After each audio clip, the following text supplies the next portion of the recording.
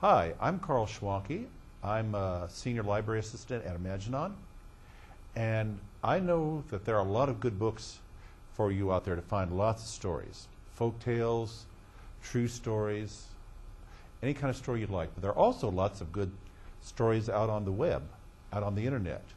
This story is one that I found at www.storyarts.org, master storyteller Heather Forrest's website. She has lots of tips about how to tell stories. She has lots of very good and short stories on there. This is one that I adapted from her website, which is also an adaptation of an old Aesop's fable, which is called Antlers. Once, a handsome stag with a magnificent rack of antlers stood admiring himself in the reflection of a lake. "Ah, my antlers are indeed majestic," he said to himself.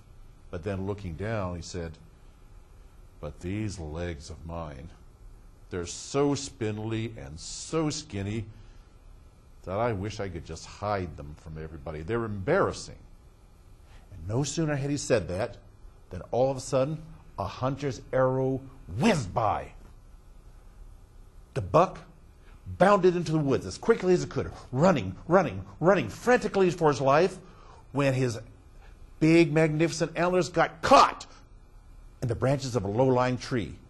He struggled and struggled, frantically trying to pull himself free, waiting for any moment for that arrow to come between his ribs, when with one great tug he pulled himself free and ran as fast as he could for his life, until he stopped, looked around,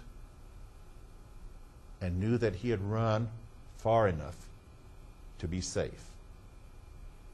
And from that day on down, whenever he stood and looked at himself in the mirror, he looked and said, "My, these antlers are indeed magnificent. And these legs may not be much to look at, but they did save my life."